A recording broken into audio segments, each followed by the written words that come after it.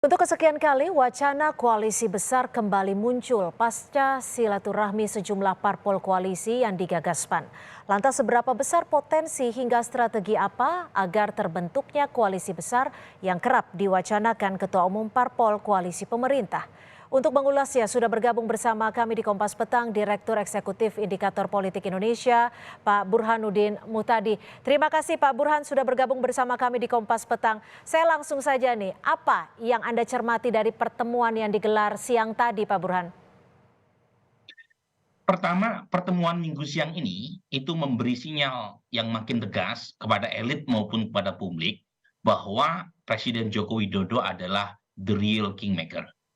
Jadi kita bisa melihat 5 partai pendukung pemerintah ketua umumnya hadir, kemudian satu ketua umum yaitu Partai Nasdem memang tidak diundang karena sudah menjalin koalisi dengan 2 partai oposisi, sementara satu-satunya ketua umum yang potensial menjadi kingmaker yang secara tidak langsung bisa menjadi rival tanda kutip ya buat Presiden Jokowi yaitu Ibu Mega juga tidak hadir.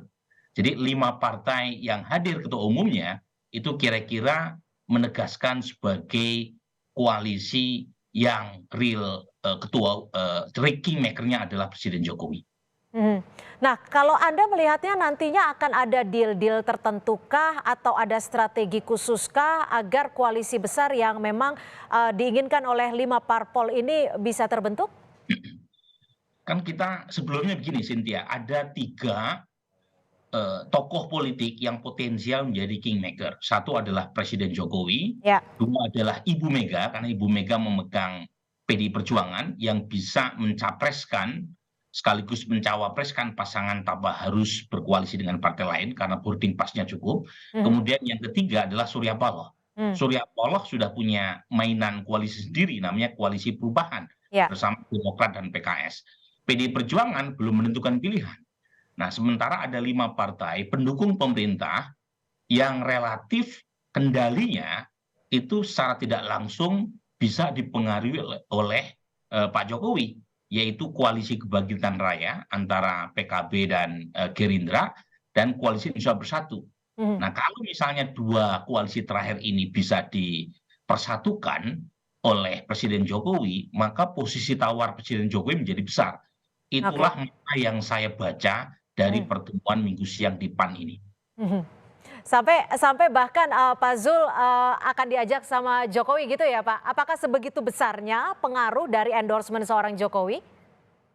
Nah, dalam kasus Pak Prabowo demikian, jadi kita melihat naiknya suara Pak Prabowo di bulan Maret Ya. 2023, terutama sejak endorsement Presiden Jokowi kepada Pak Prabowo di acara HUT Perindo tanggal 7 November 2022. Jadi setelah endorsement terbuka kepada Prabowo Subianto, Prabowo mengalami kenaikan. Ya. Namun ada yang bertanya, bagaimana dengan endorsement Pak Jokowi kepada Ganjar? Jangan lupa ada perbedaan endorsement antara kepada Ganjar dan kepada Pak Prabowo. Kepada Ganjar, endorsement Pak Jokowi itu diberikan dengan bahasa high context, Oke. dengan bahasa tinggi. Misalnya, pilihlah rambut putih. Itu semua publik nggak bisa langsung membaca apa makna dari rambut putih. Ya. Tapi kepada Pak Prabowo itu memakai low konteks. Misalnya dia menyebut Pak Prabowo adalah penerus Pak Jokowi. Kemudian menyebut pula Presiden Jokowi 2024 jatah Pak Prabowo sebanyak 5 kali. Dan ditenteng ke sana kemari Pak Ya. Prabowo. Nah, Baik. jadi efeknya lebih kelihatan. Nah, mungkin pertanyaan selanjutnya, mengapa Pak Jokowi tidak mengendorse Ganjar secara lebih terbuka? Baik, kita tahan dulu soal itu. Saya akan menyampaikan juga ini Pak Burhan, dalam pertemuan tersebut kan Ketua Umum PAN Zulkifli Hasan ini juga menyatakan telah mengundang Ketua Umum PD Perjuangan dan juga Ketua Umum Partai Nasdem dalam acara silaturahmi siang tadi. Namun Megawati Soekarno Putri dan Surya Paloh berada di luar negeri. Kita simak pernyataannya.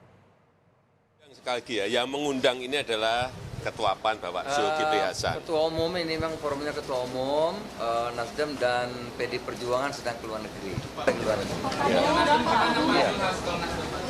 Diundang. Ya diundang lagi keluar negeri. Oke. sudah diundang ternyata Pak Burhan, tapi kebetulan ada di luar negeri kabarnya.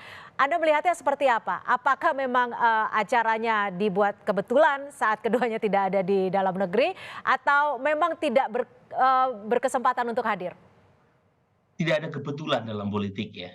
Jadi saya membacanya, pertama memang Pak Surya Paloh sudah menjadi bagian dari koalisi yang tidak dianggap bagian dari pemerintah. Nah, saya teruskan lagi ya. Jadi kenapa Pak Jokowi itu tidak mengendorse Ganjar secara terbuka? Kembali ke rumus awal tadi. Dimanapun Ganjar Pranowo itu mereknya adalah PD Perjuangan. Dan Ibu Mega berkali-kali mengatakan kepada publik, bahkan kepada Pak Jokowi secara langsung, dalam acara HUT PD Perjuangan ke-50, urusan pencapresan itu hak prerogatif Ibu Mega. Betul. Jadi kalau misalnya kalau misalnya Pak Jokowi mendukung Pak Ganjar Pranowo secara langsung, itu ada komplikasinya dengan posisi Ganjar sebagai kader PD Perjuangan. Nah, karenanya Pak Jokowi lebih leluasa untuk mendukung Pak Prabowo atau tokoh lain yang tidak diudung. Dengan metode pemikiran Anda ini, apakah nantinya akan menjadi kubu-kubu yang begitu besar, begitu banyak? Nah, setidaknya memang ada 3, ya hitungan saya 3 poros. Tetapi kalau misalnya PD Perjuangan bisa bergabung, bisa bertemu kepentingannya dengan poros istana, yaitu poros Pak Jokowi, kemungkinan besar ya cuma ada 2. Tetapi per hari ini ada 3 poros yang saya baca. Masih ada poros Pak Prabowo Subianto yang mungkin akan diusung oleh partai-partai pendukung pemerintahan, bukan hanya Gerindra dan PKB. Kemudian poros Ganjar Pranowo itu dengan asumsi PD Perjuangan tetap maju sendiri, gitu ya. Kemudian terakhir adalah poros Anies Baswedan yang diusung oleh koalisi yang dipertemukan atau diinisiasi oleh Surya Paloh. Baik, Pak Burhan, singkat saja untuk melihat ke 2024 seberapa besar kompetitifnya nanti? Nah, per hari ini memang masih kompetitif ya, karena per hari ini kalau kita baca survei tidak ada calon yang unggul, gitu ya, secara dominan. Ganjar Pranowo meskipun unggul perolehannya di kisaran 36%, belum lagi insiden gagalnya Indonesia sebagai tuan rumah Piala Dunia sangat mungkin punya efek negatif kepada Ganjar Pranowo. Jadi masih sangat kompetitif ya peta menuju 2024. Masih sangat kompetitif dan juga masih sangat cair, sepertinya akan seperti itu. Terima kasih Direktur Eksekutif Indikator Politik Indonesia, Pak Burhanuddin Muhtadi sudah bergabung bersama kami di Kompas Petang.